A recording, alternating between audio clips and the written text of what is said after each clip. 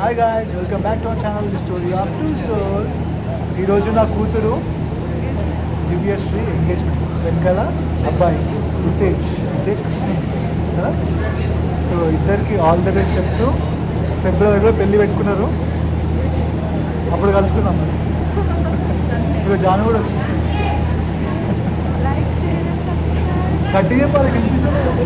Like, share and subscribe to story of two souls.